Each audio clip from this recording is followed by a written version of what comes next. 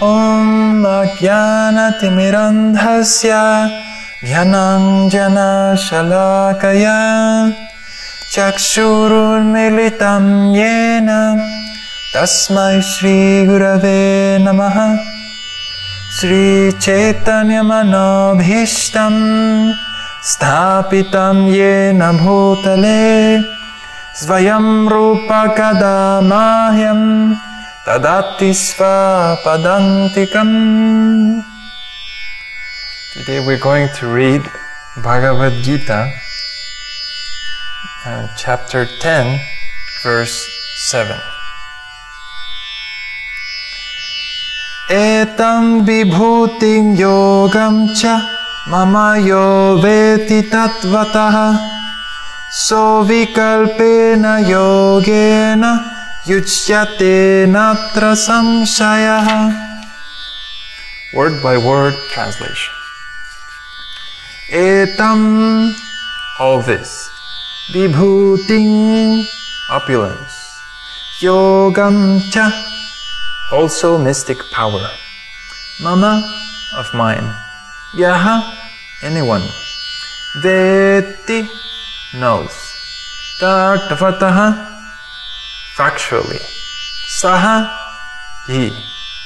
Avikalpena, without division. Yogena, in devotional service. Yuchyate, engaged. Na, never. Atra, here. Samshayaha, doubt. Translation. He who knows in truth this glory and power of mine engages in unalloyed devotional service. Of this there is no doubt. So Krishna explains here the glories of pure devotional service. And the essence or the trick to be able to be determined in this path of devotional service is to have enough knowledge of the qualities of Krishna.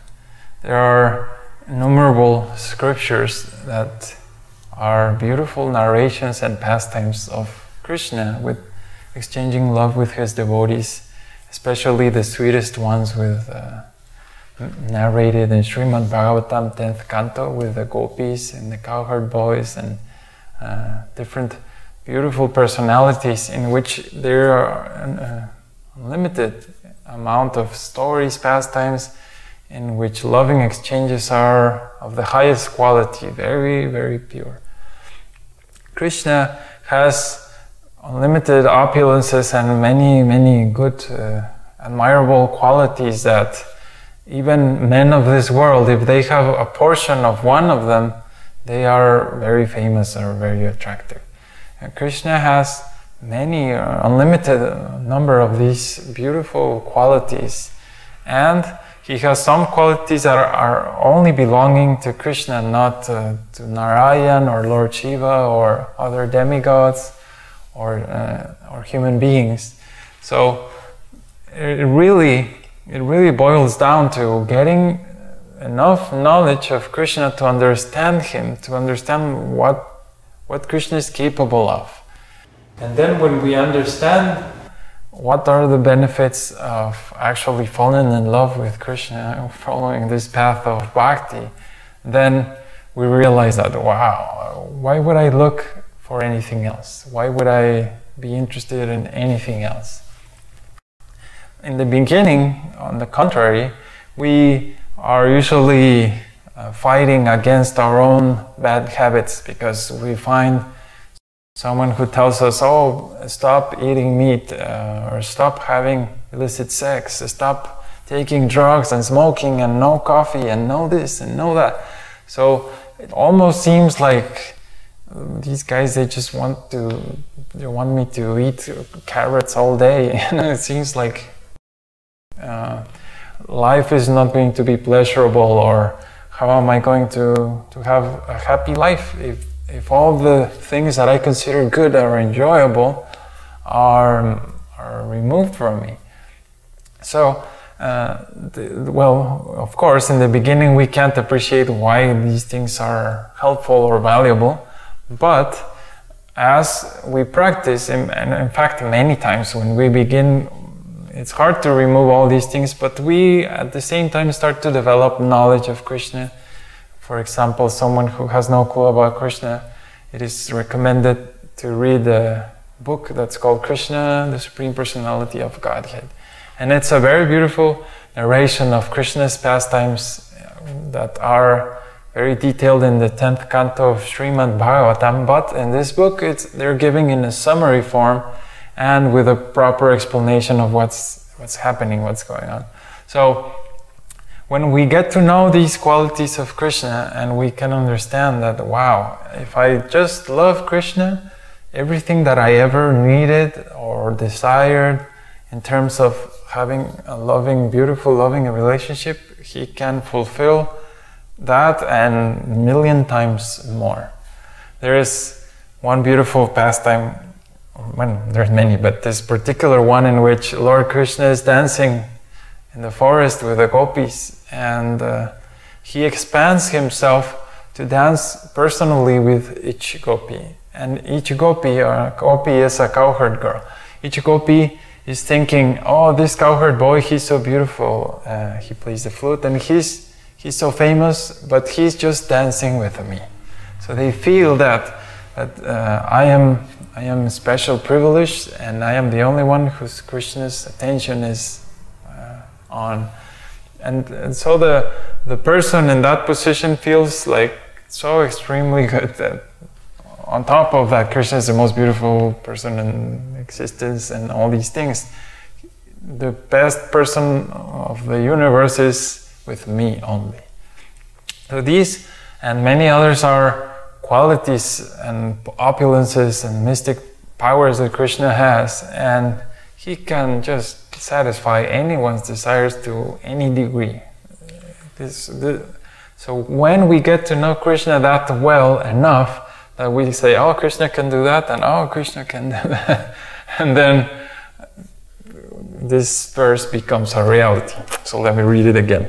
He who knows in truth this glory and power of mine engages in unalloyed devotional service. Of this there is no doubt. So it's important to mention that's unalloyed devotional service without division. It says the word in Sanskrit, avikalpena, without division, yogena. I see many devotees, especially neophyte devotees, when they start, they're like, well, I'll do this Krishna practice for a while, but then I'll go watch some material entertainment. So I watch the movies. There's a new action movie, which is nothing related to spiritual life. So why is it that a devotee has this dual life almost? Why is it that there's no one fixed, unalloyed devotional service? It all boils down to ignorance. If one doesn't know Krishna very well, then it's very hard to fall in love with him. And this is the same with anyone. If I meet a beautiful girl, I mean, I can say, oh, she's very attractive and everything, but I cannot say I fell in love. I cannot say I love this person just by seeing some, because we see so many beautiful faces in the TV and the magazines, but that doesn't mean we love them.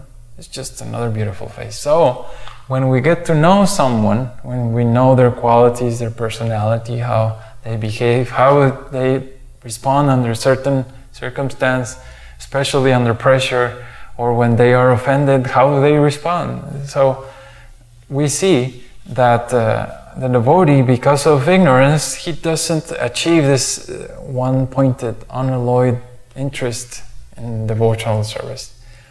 So if you're not in that stage yet, you're still neophyte and gradually increasing your devotional service, then just understand that it's simply ignorance. If you don't know Krishna enough, if you don't know who God is enough, then you're going to have other interests.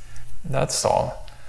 Sometimes it's even someone who's not following any regulations or any principles, reading this Krishna, the Supreme Personality of Godhead book, will be enough to say, wow, now I really want to take this path of bhakti. And it is just beautiful. You can't compare. Once you understand Krishna, it's like, wow. So Prabhupada says in the purport, the highest summit of spiritual perfection is knowledge of the Supreme Personality of Godhead. Unless one is firmly convinced of the different opulences of the Supreme Lord, he cannot engage in devotional service. Generally, people know that God is great, but they do not know in detail how God is great. And this is a big problem in all religions that are based on the Bible. Because yes, there is Jesus, the Son of God, but then, okay, so when you go to the spiritual world, what does God do? What are his activities? And I mean, Jesus here, yeah, he had so many sermons and stuff, but okay, now you're in heaven, now what? What's there? Or what are you supposed to do? Play the harp all day? So these things are completely missing, unfortunately, from, I would say, almost all religions. I don't think there's any religion I know of, except the knowledge in the Vedas that even speaks about what's possible, or even the Vedas even explain you can go to different planets according to your spiritual desires within the spiritual world. And of course there's many planets in the material world, but it's like you have a buffet. When you study the Vedas and you study Krishna, it's like you have unlimited options. You can go this place or that place. But if you don't have these options, it's like, okay, well, how am I going to attract myself to this path? You know, it's not possible. If one knows factually how God is great, then naturally he becomes a surrendered soul and engages himself in the devotional service of the Lord. When one factually knows the opulences of the Supreme, there is no alternative but to surrender to him. So this is also another like a psychological trap, because I was explaining recently that, for example, eating food just for enjoyment is considered sin because it's never offered to God. When we just have sex life just because so that I enjoy, that is also sinful. When we just take drugs or alcohol just to feel great, all that is sinful. So if you don't have enough knowledge, you think, oh, then life is great. And then you go up and down with your happiness. But when you have knowledge, you can see that, oh wow, if I don't do this for God, then it's sinful. If I don't do that, that's also sinful. And if I commit sinful activities, I suffer like this, and I have birth, old age, disease, oh boy. And if I do this, I obtain Krishna's association, I go to the spiritual world, live in the most beautiful place eternally. And so after you start to compare the benefits and the disadvantages, you're like, what am I doing here, you know? Sometimes the soul feels like God is always angry or punishing, that why can't I have drugs and alcohol? Why is it bad? God made it. What's the problem? He invented all these things. Well, it's true, he invented them, but in this world we are in a conditioned state. It's just like a prisoner in prison. He's a thief, he has to be punished, so he has to go through some austerity. And then when he's free, then he can again join society. It's very similar. The conditioned soul is rebellious, and I don't want to serve God, and what is this? He's forcing me to serve him, otherwise it's all sin. No, it just means God has to put a little corrective action, you know. It's like, okay, you need to learn, my friend, because the actual place where you are happy doesn't have the things you're looking the things that you want to do here, they don't match with the place where you are actually happy. So he puts this little punishment here and there, you know, okay, you're going to suffer disease and old age, and so that you learn. And then once we learn, then God is like, okay, forget about those problems and let's just have a great time in the spiritual world. It's just for the best benefit of everyone. Not that God is cruel and He just wants to punish me. Well, that's just very, very immature. So get to know Krishna, get to study who Krishna is, and I guarantee you by my own experience that once you get to enough knowledge of Krishna and what's possible in your spiritual life, what is possible to experience, and the beautiful emotions that Krishna exchanges with his devotees, then you will say, I think I will try this unalloyed devotional service. It really sounds good. So that's how it goes. I hope I inspired you to take this path more seriously. And if you have any questions or comments, please visit our website, thevedicway.org. Thank you. Hare Krishna.